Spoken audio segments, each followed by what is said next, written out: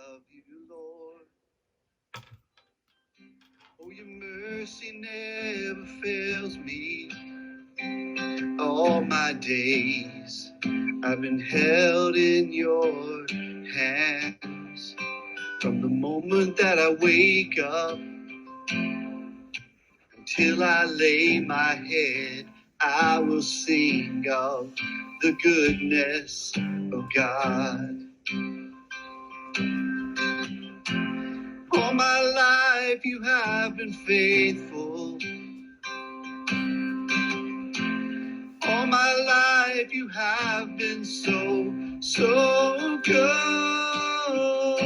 With every breath that I am able, well, I will sing of the goodness of God. I love your voice. You have led me through the fire in darkest night. You are close like no other. I've known you as a father. I've known you as a friend. And I have lived in the goodness of God. And all my life you have been faithful. All my life you have been so, so good. With every breath that I am able, I will sing of the goodness of God.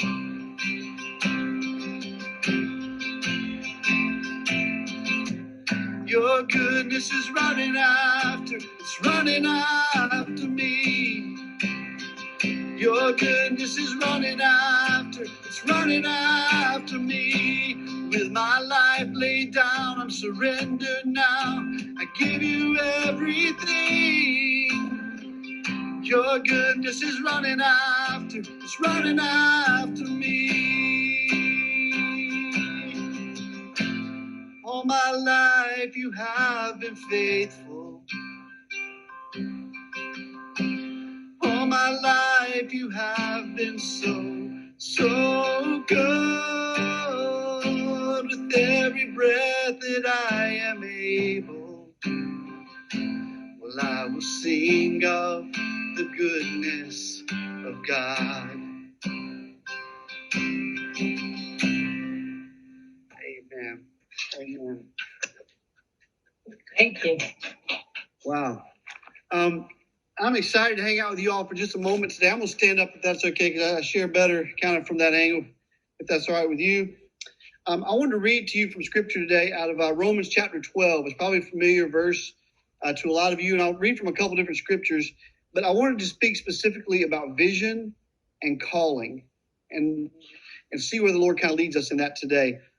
This is Romans chapter 12. I'll be going to start at verse 1. So if you want to follow along with me, you have your Bible with you, you're welcome to do that. It's a very, very familiar passage. You'll probably recognize it as I read it. And it says this: Therefore, I urge you, brothers, in the view of God's mercy, to offer your bodies as living sacrifices, holy and pleasing to God. This is your spiritual act of worship. Now, that may totally change and transform what we think of when we think of worship. At least it has for me in a lot of ways. To think that our spiritual act of worship is to offer our bodies as a living sacrifice. In other words, to consider ourselves and our bodies God's, for him to use as he wills and as he chooses. But I have to go back up to the first verse to talk about vision just for a moment. It says this: Therefore I urge you, brothers, in view of God's mercy. And so I want to share this thought with you today, that if you have vision that is unclear, if you aren't able to see where God would like for you to go and how to move forward, you might need to change your view. In other words, we need to have a right view of who God is and what he has done for us in order to pursue his will. So if we can see clearly, so it says here in verse 1 again, therefore I urge you, brothers, in view of God's mercy. In other words, I want you to always have in your sight what God has done for you, the mercy that he has offered you, and what he is not giving you, knowing what you full well deserve. Because we know that our sin deserves death. And yet God has given us life through Jesus. And so for us to be able to chase after and pursue after God's will, we have to have a right view of what God has done for us. And then it says this in verse 2. Do not conform any longer to the patterns of this world, but be transformed by the renewing of your mind. Then you will be able to test and approve what God's will is good, pleasing, and perfect will. So as we begin this journey of the refuge, not only do we have to understand that everything that we were about to do was really God's. It had nothing to do with us. It was his will. It was his call on our lives. We had to do it with the right heart, with the heart to recognize that we were sinners saved by grace and that we were no better than anyone, that we didn't have it all figured out. And if it was going to be built, it was going to be built in God's way and in God's time. And so there was one other thought I want to share as I continued on, is this. The resources that we see, when God calls us to do something, the resources that we see should not limit the vision that we pursue. I'm going to say that one more time. The resources that we see should not limit the vision that we pursue. In other words, when you looked at your budget earlier, you said, wow, we can do a little bit, but we're kind of limited by the resources that we see. And what I would challenge you to do is to look way past your resources. God can do immeasurably more with you than you could even imagine, and even way more than the resources that you see in front of you. So I want to share with you briefly today about the calling that we had at the Refuge. And it actually started quite a ways back in 2001. I got a phone call from a friend of mine. Her name was Joanne Scholl. We had done some retreats together and some things. And she lives there in Swansboro, and some of the ladies here I recognize from the Swansboro area, so I know you know well what I'm talking about. She has been a dear friend for a long time, and she called me one day. She said, Sammy, I have something I want to share with you that I've not shared to many people at all. Over the past 14 years, this was in 2001, over the past 14 years, I've been praying about a camp in Eastern North Carolina that will impact children and women and men in ways that only God can. And I want it to be open to every child, regardless of how much they have or how much they can afford to come, that it will be open for anyone to come. And then she said, would you be willing to serve on our board of directors to start this camp? And I was really kind of blown away. I was excited. I'd worked at Camp Don Lee for a few years, but at this point I was a youth pastor at Queen Street in Kinston, North Carolina, where I was faced every day in downtown Kinston with the realities of children walking through struggles in life. And so I was excited to be a part of that. Well, for 5 years, we began to pray through this, but no land ever became available. And we were really kind of trying to figure out why God was putting a hold on everything that we were doing. We were working really, really hard and trying to do all the right things and touch the right bases to be a part of this journey that God had called us to. But after 5 years, there was no land that we could find that was suitable for what we were trying to do. So our board chairman, who was also from the Swansboro area, his name is Chip Olmstead, he said, I think we should probably close our nonprofit status because we just can't find the land that God is calling us to develop. And so I said, we agreed, we voted to dissolve our nonprofit, which was a hard day. And so he was in the process of sending the papers back into the state. That same week, I got a phone call from a fellow in Greene County who owned a farm. I'd met him once before, but didn't really know him, but only knew him through acquaintances. And he knew of me through some folks at Jarvis Methodist that I had done some ministry with. And he called me and says, I need to share something with you. You don't really know me, but I'd like you to come out to my farm and see something. And I said, great, I would love to do that. And so I rode out to his farm and I met him, and we began to drive through these fields of briars. And there was some ponds out there, a lake that looked like it was starting to be developed, but it was mostly a trash dump. The people in the county used it as a local trash dump to take all kinds of debris, washers, dryers, shingles, televisions, you name it. If they want to get rid of it, that's where they took it. Mm-hmm. And so it was just this, we were driving through, but as we drove through, we came to this creek, and he pulled out this folder. And it was this beautiful property there by the creek, and he handed it to me, and it was dated 10 years prior to when he handed it to me. I began to read it, and I realized as I was reading it that this was a vision for a camp. And he said, I wrote this 10 years ago. I don't have the gifts or the time to do this. I was wondering if you would develop this land into a camp for Jesus. And I was blown away. I'm like, what? Like, are you serious? Like, how much land are you talking about? Like, is this like 10 acres or what are we dealing with here? And he says, well, right now I'm called to give away 165 acres. Wow.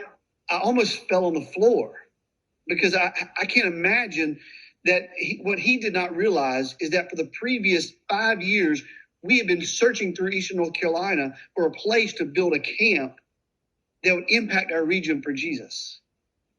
And yet, here was someone that had not been a part of that at all, that God had placed the same vision on his heart and called me the same week that we had decided to dissolve our nonprofit to call me in and say, would you develop this property as a camp for Jesus? I was just blown away. Have you ever felt like you've been called to do something, but you knew you couldn't do it? Am I the only one? So here's the thing. I realized at that moment that I was in over my head, but I also realized I wasn't alone. That God had given me a wife to walk with, a partner that would help me decide and discern whether this was something we wanted to do. So I left that day, and the first thing I did was I called Chip down in Swansboro, and I said, have you sent those papers in to the state yet? And he said, I have. I sent them in. And I was kind of discouraged. I'm like, oh, man, maybe we don't have a nonprofit anymore. And then he said, well, they sent them back to me because I forgot to put my job title beside my name. And I was like, how does that work? So I said, please don't send those papers back in. I think God is providing something for us that we could not have done on our own. And what I realized in that moment is that we had worked really hard on trying to establish and build a camp in Eastern North Carolina. But God waited until we gave up, until we surrendered to him so that he could do it in his way and in his time. But I still had one more challenge in front of me. So I went home and I sat down and I shared with my wife what had happened that day. And we began to talk through it about what that would look like. And to be honest, we were both a bit scared. How do you start something from nothing when you don't have the skills? Because I was a business major at Methodist College, which is great, but it was a concentration in golf management. I was a golf professional out of college. That's what I did. And somehow God's going to use somebody like me to develop a camp that doesn't yet exist. It just doesn't make sense to people. But at the end of the day, God knows he gets the glory for all of it, because anybody who knows me knows that this doesn't happen because of Sammy. It happens because of God. So I share with my wife, and she, after talking through it, the first question she asked, because we have 2 young children at that time, she says, well, how much money do they have in the bank account? Profit. And I thought that was a fair question. And so I said, well, they have about $500 in the bank account because they were going to dissolve the nonprofit. And we hadn't yet begun raising any money because we didn't have a property to raise money for. And so we kind of laughed about that a little bit, about how long we could live with a family of 4 on $500. We thought that was kind of a fun discussion. And, but then she stopped for a moment and she said, very plain, and I remember it just so clear. She said, well, are you called to do this? Do you think this is a calling for our family? And I sat there for a moment, and she was so clear with the way she said it.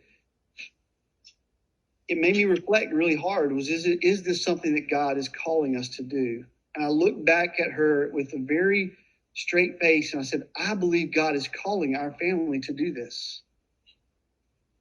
And then she said back very clearly, then we don't have a choice. We don't have a choice. That was 15 years ago. And every day God continues to provide for our family. But I'm going to tell you something that happened shortly after, before I lead into the camp, just momentarily. I know my time is short. Shortly after we did that, we moved our family out to the Refuge because we knew that if we were going to be serious about this, that we had to move our family out there for God to show to everyone else that this was not something we could walk away from. If you're going to go and do something for God, you need to make it so that you can't turn back. You need to keep walking forward. And so we moved our family out there, but a month after we moved our family, we left a job that had health benefits. We had our first mortgage on a home, and we moved our family out there, and my wife found out she had cancer. And we spent days in tears in what that looks like. I argued with God. I fussed and I said, Lord, what have you done? You've brought us out here to what we now call our little house on the prairie. We don't see another house from ours. The camp is a quarter mile up the road.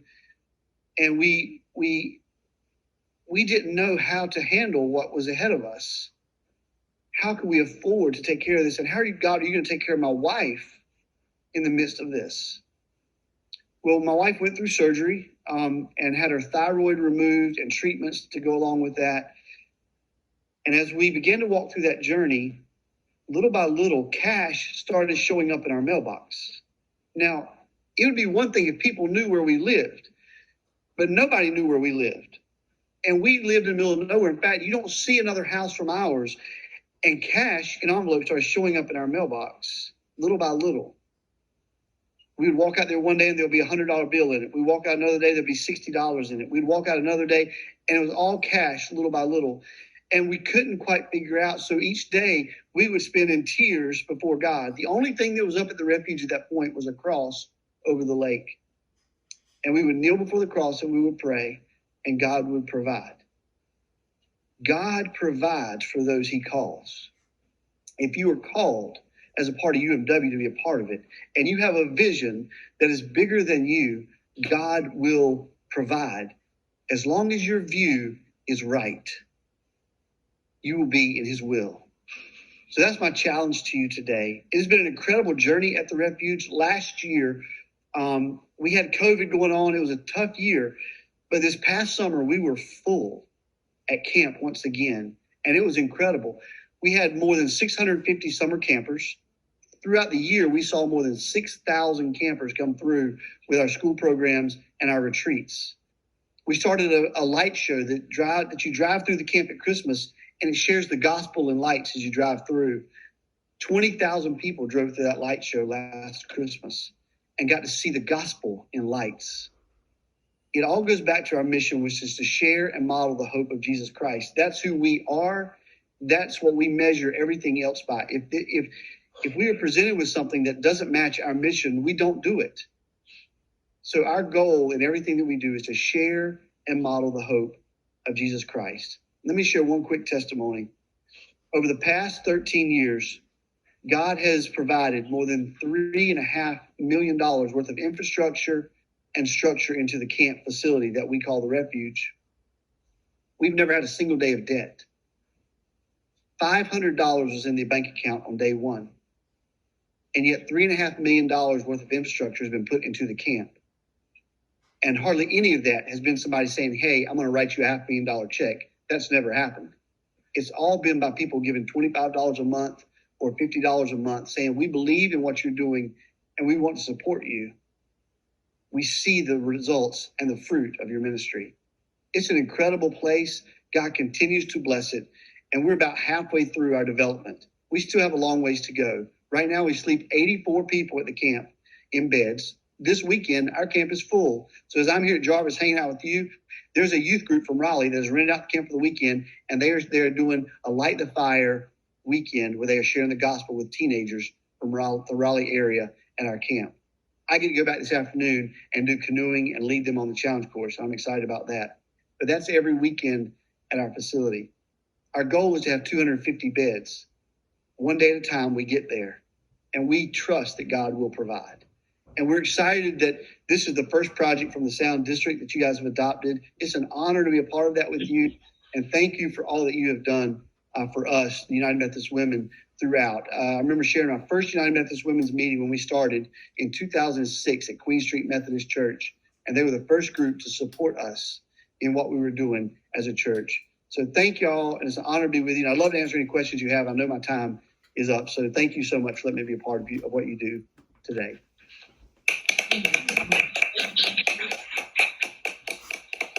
Lynn, I just have one thing to say. Okay. Now you see why I had to get this man here. Yes. Absolutely. Yes. Thank you, Janie. Thank you. I got one question. Sammy, you were going to tell us about the craft house. You didn't get to tell us about it that day, so. I know. But can you? We still got time. We got time. So we consider the Refuge to be a place of miracles. So last year, we came up with this idea to build a tree house overlooking the lake, and it was going to be our craft for the summer, but we had no idea how God was going to fund it. So last October, there was a retired couple that was driving through the camp, and I was just driving in, and they were on their way out. So I almost missed them. I waved them down because I'd never seen them before. And they said, we were stopping by to make a donation, but we didn't see anybody here. Do you work here? And I said, I do. So I got to show them around the camp, and they went back to the car after they left. And I gave them a tour of the camp, and it was so great meeting them. They were so kind. And as I shared with them, she looked at me. She said, we came out to make a donation. She handed me an envelope. And in that envelope, there were 8 $100 bills. And I was just blown away by that. I said, okay, Lord, this is really cool. And then, but she handed it to me, and she almost took it back. She said, but you need more money.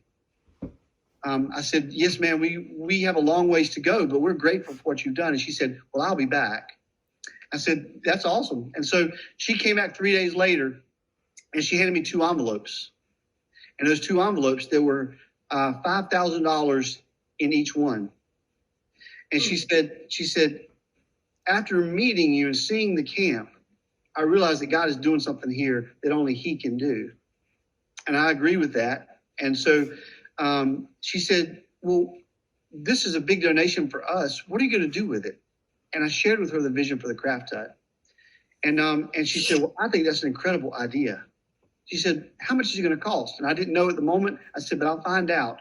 We haven't taken it to a company to build it yet because we didn't have the time or didn't have the resources. And I said, we do now. So I took it.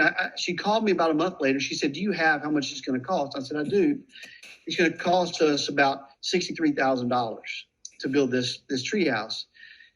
And she said, well, give me a minute. And she was in an airport in Missouri with her husband. And she called me back about 30 seconds later. And she said, we're going to pay for that craft hut. And I said, all right, Lord, I get it now. And she drove out. Well, this is the crazy part. She drove out, and they had a brown paper bag. And in that brown paper bag was the rest of the money in $100 bills to build that craft hut. And I said, okay, now I'm really curious. I said, because this is strange. She says, well, she said, you won't believe this, but I just recently went to New York, and I had to bury my brother who lived like a peasant, but he did very well in life. And he left me everything that he had. And we went, while we were cleaning out his house, we found this money in his sock drawer. Oh my gosh. And we wanted to bring it here when we found out what you were doing because we believe that God is doing something here.